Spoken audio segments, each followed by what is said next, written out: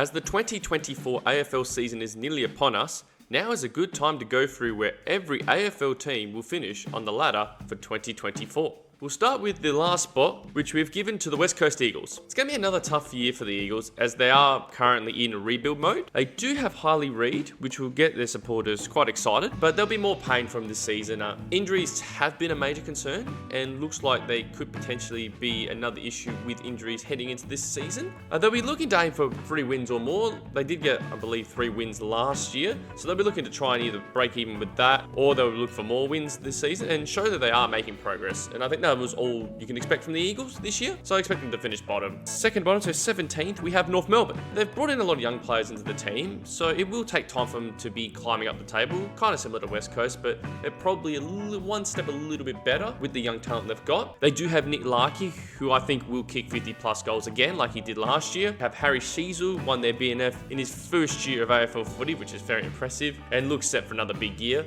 Did sign a contract, I believe, to the end of 2030 as well, so fans will be happy about that. They've also got players like Luke Davies-Uniacke, Jai Simpkin, who will lead that midfield, and it'll be interesting to see how people like George Wallen and Will Phillips and their recent draftee Colby McKercher, how he goes well. Did play well against Collingwood in the pre-season, so see if they can make some progress themselves, but I think they'll finish 17th. In 16th, we have Hawthorn. They showed actually quite a bit of promise last year. They did have some good wins against St Kilda and Collingwood, a couple that come to mind. They do have some good young players that will help them go up the ladder. Still think they'll be at the same spot they were last year, finishing 16th. The concern is their defence. They did have a lot of long-term injuries that have happened over the pre-season, so that's going to hurt them there. And players like Jai Newcomb, James Sicily, Mitch Lewis and Will Day will have to lead their team into the future, which I'm sure they all will. So expect something similar for them, and they'll finish around that 16th mark. 15th, we've got Richmond. Now, the big question will be how they'll go without the recent retirees of Trent Cotchin and also with Tom Milic out for round 0, as they call it. And who knows how long he might be out for, and Toby Nankervis could be out too. Richmond will need to find other avenues, especially to goal. I know that Noel Bolter was experimenting playing up forward, so they might be trying to do that. Players like Dustin Martin and Shai Bolton in their forward line. I think Liam Baker's going to go there too. They'll be the ones who have to kick some goals. They will be mixing some youth with their experienced players. If they do have like a fit list, then I think they could easily press for finals. But I just don't think that will happen this season. And with Adam Uze as new coach, it's about how he'll get that team going. So see what happens, but I think they'll finish 15th. 14th, we have Essendon. Now, despite the pre-season that they had, their recruiting has been fantastic. They did sign their defender Ben Mackay. They signed Xavier Dersma, Jay Gresham and Todd Goldstein. So some decent signings. I think Mackay, Dersma and Gresham especially will make that team a bit better. It's just a matter of whether these players can gel with the rest of the team would be the question. They do have some good midfielders. Zach Merritt, Darcy Parish, just to name a couple. The question will be their forward line, whether Kyle Langford can continue on from his 51 goals, I believe he kicked in 2023, and whether Peter Wright can get back to his BNF form, which he had in 2022. Had a few injuries last year, so probably didn't help. And then players like Jordan Ridley and Mason Redmond, can they keep going from a good year they had in 2023 as well? They could definitely fight for finals. They have shown that. But just think with other teams, I think they're a little bit in better stead than them. I think they'll finish in that 14th spot. 13th, we've got Fremantle. Did have a dive in 2023. They did make finals in 2022. Defense has never been their issue. Players like Luke Ryan, Brennan Cox, like Hayden Young, very good defenders. It's always been the ability to score has been their issue. Now, it will become even harder now with Lachie Schultz now leaving Fremantle, going to Collingwood. And they've been relying on Jai Amiss to really continue his development. Did have a good 2023 year. They'll be looking to see if he can go again and be that main forward. Obviously, Matt Taberner coming back from injury, I think he'll be very helpful. And they did try and experiment with Nat 5 being as a forward last year, which did fail, to be fair, but he'll be playing a bit more midfield. So see how their forward line will function. But with these reasons that I mentioned, I think they'll have a similar year to 2023 and miss out on finals. 12th, we've got St Kilda. Now, this might be a surprise to some people after they did make finals. Some of the media are believing that they can stay around in the top 8. But with teams not knowing what to expect when Ross Lyon took over for St Kilda, so they didn't quite know how he would go. They know he'd be quite defensive, but now it feels like clubs know how St Kilda play, and I feel like that could be a downfall for them to not make finals this year. They do have some good youngsters. Mitch Owens, Matteo Philippou is a couple in mind that look very good. And obviously adding the likes of Liam Henry from Fremantle and Paddy Dow from Carlton, even though Paddy Dow did play a lot of games, still think they're quite handy inclusions. Like the Fremantle Dockers, their defence is strong. but their scoring power can be an issue. I believe it's going to come down to how well is Max King going to play. 50 plus goals, and I think they have a big chance of making the top 8. But I just have that feeling that they're just going to miss out. That's why I've got them in 12th spot, but wouldn't be shocked if they do make top 8. 11th, we've got Gold Coast. Now, another thing that the media have loved, with Damien Hardwick now being at the helm, they believe that he's going to be one that's going to guide them to finals. I don't think that's going to be just yet. They've got the talent to definitely make it. Defense is very good. In midfield, they've got some good young talent with Noah Anderson and Matt Rowell leading it, and Bailey Humphries as well. Forward line with Ben King and Jack McCocious, very good. But I just think with a new coach coming in, with the new systems that he wants to play, I think it's going to take a little bit of time. I think at least a year just for the team to get used to it. Expect some improvements. I think they're going to have some good wins in 2024. Just don't think it's enough to make finals. But watch out for them in 2025 onwards. I believe they can make it then. 10th spot, we've got Geelong. Coach Chris Scott did make a statement saying that they would be fighting for a flag.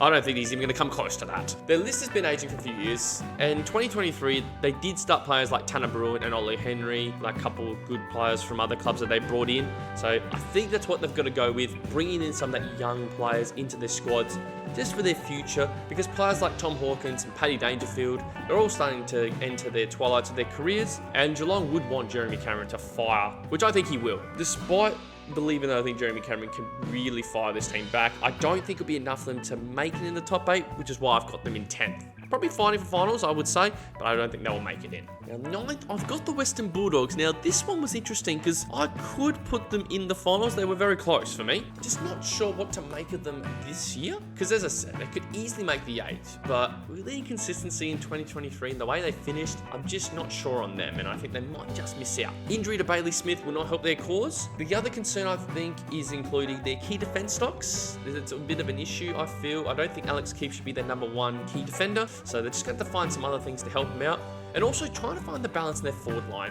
Trying to be able to fit Norton, Ugerhagen, Lobb and Darcy in that team. You're not going to be able to fit 4 tools in the same forward line. So it's just about the balancing act of trying to figure out which players they want in their forward line. Players like, well, obviously Marcus Bontempelli and Tom Liberatore will lead the team in the midfield. Jack McRae will do the same thing. So they've definitely got that talent. And Tim English should be dominant ruckman once again. I just feel like this year, they would just miss out.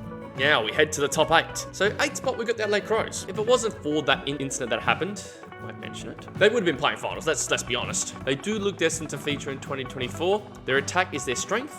As we saw last year, they were ranked 1st in scoring. I don't see this dropping off. Maybe Tex Walker might not kick as many goals, but that doesn't necessarily mean that players like Riley Philthorpe and Darcy Fogarty, Josh Rochelle and Isaac Rakin can't kick as many goals as what they did last year. So I expect them to still be dominant in the forward line. I think their midfield will be getting better. Jordan Dawson, I feel like he had an amazing 2023 year, and he'll, I reckon, to make that little jump again as being that leader. And then players like Rory Laird, just a good leader as well in there. And then young players like Jake Saligo, Luke Pedler, and Isaac Rankine will add some different dimensions to that midfield, which is what the Crows need. I think they just need those kind of players. A bit of dynamic in there, I think it will help. The concern will be the lack of key defenders. Obviously, Nick Murray being out for half the year due to having the ACL. So it'll be interesting players like Jordan Butts and Mark Keane will have to hold the ball. And Josh Worrell as well, looking like a big year too. But I feel like their forward line will kick enough big scores to be able to win these games.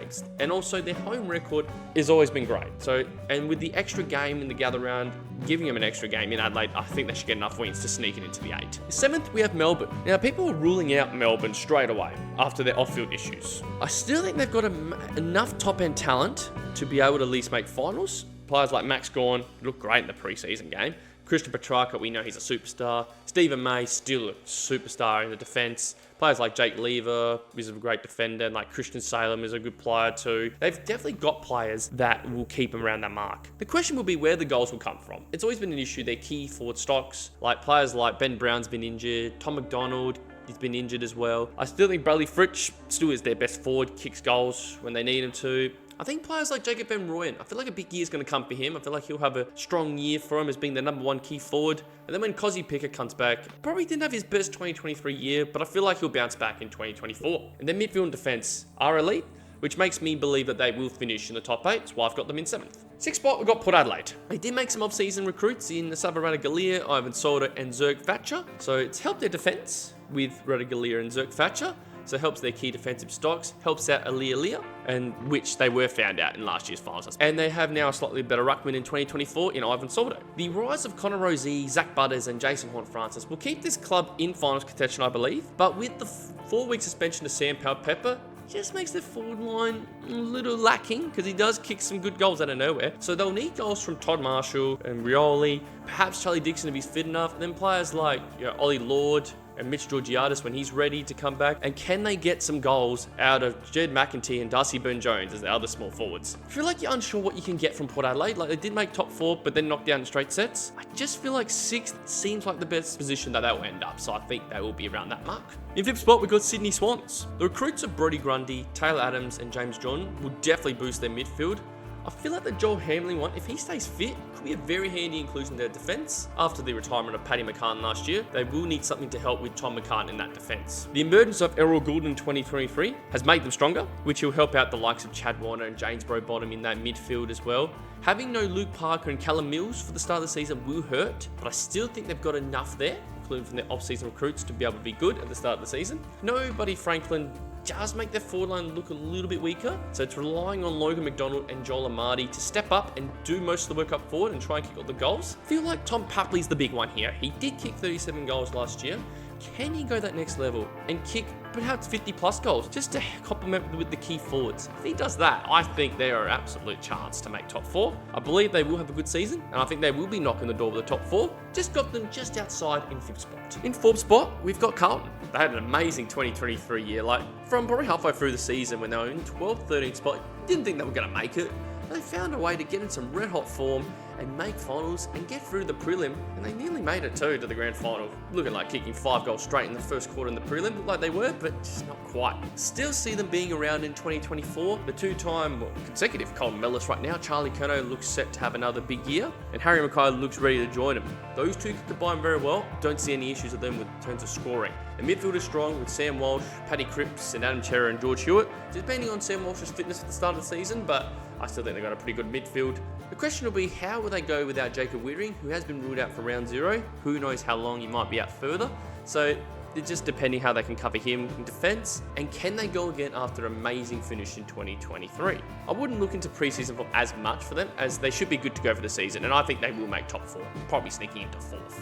3rd spot, we've got GWS Giants. Like Carlton, had an amazing end to the 2023 season, came 1 point short of making the grand final against Collingwood. They have talented players all over the ground, there is no doubt about that. You got Sam Taylor and Lockie Whitfield in defence, Tom Green, Josh Kelly and Stephen Coniglio in the midfield, and the forwards of Toby Green and Jesse Hogan. They just don't have many weaknesses in their squad. Now, the issue that I think that stops them, whether they make it to that next level or not, is the fact that can the whole squad stay fit? Now, they've had this issue for quite a few years. They did kind of have it at the start of the 2023 season, and you notice when they did get their full list back was roughly the second half of last year, and that's when they made their jump to a preliminary final. So that's when I believe they will stay fit. They look good so far. They look very good in pre-season, even though pre-season you shouldn't look too much into it. But if they stay fit, I don't have any issues with them finishing top 4 whatsoever, and I think they'll make it easily and could easily fight for a grand final spot. Now we go to the top 2. Now second, I've put Collingwood. They are the reigning premiers and they'll be fighting for consecutive flags. Their forward line's actually been boosted with Lockie Schultz from Fremantle. I think he'll add some more goals to small forwards, adding that with Bobby Hill, who's just been really good last year himself, and also Beau McCreary. The injury to Dan McStay does hurt their key stocks, so it might be the combination of trying to get Brody Myercheck and possibly Mason Cox and Darcy Cameron to sort of go 50-50 in the forward line, see how that will work. And midfield's got a lot of quality, as we know, and then the defence is solid, led by their captain Darcy Moore. It'll be interesting to see if the team still has the hunger to go again after winning last year. I still think they've stood up the hunger, and I think they'll be right up the mark again, fighting again to make the grand final, so I've got them in second. Which leaves the top team, which is the Brisbane Lions. Now, arguably they've got the best list in the AFL. Their midfield is stacked. You've got the Brownlow medalist and Lachie Neale. You've got Josh Dunkley in there as well. Hugh McCluggage. Oscar McInerney is becoming a very underrated ruckman. They've got a strong forward line, as you know, with Charlie Cameron, Joe Danaher, Eric Hitwood's becoming good at times. Then you've got like the underrated players of Zach Bailey and Lincoln McCarthy. And then a solid defence, led by Harris Andrews, who's been brilliant once again. And Kieran Coleman, like, you gotta understand how good he is becoming now at that halfback. And I think he'll go again. They've also added Tom Duday from the Adelaide Crows, which I think could be very good for them. Just another good player to have in their defence. So after losing by 4 points in the grand final last year, just don't see them having issues on making it back again with the team they've got. And with so many match winners, I think the big thing with them is like, can they win in Melbourne? That's always a big issue. I think they can get over that hoodoo, and I expect them to finish on top of the ladder at the end of the season. Who is going to win the grand final? We're going with the same two clubs that played last year, Brisbane, Collingwood, but I think Brisbane will win it this time. They'll defeat Collingwood, so Brisbane will win it. Collingwood will be runners up. We go to some of the other awards. So the Brownlow, who is going to win the Brownlow? It will be Marcus Bontempelli. Just the way he performed last year, he was unlucky not to win it. I just think he's just going to be dominant again for the Bulldogs. The umpires love the way he plays, so he'll get the votes. So I think he'll be up there again, and I think he'll win it this time. And who is going to win the Coleman medal? Do we go Charlie Curnow again? I actually think Jeremy Cameron will jump up and win it this time. He had a great start of the 2023 season until he did get concussed, but I expect him, if he played like the start of 2023, which I know he definitely can, he will win the Coleman, and that's why I predicted him to win the Coleman here. We've now predicted the top 8, telling you who's won the Brownlow and the Coleman. But who do you think are the best players in the AFL? If you click this video here, we actually do the top 5 best ruckmen and have a look and see who they are right now, and let us know what you think.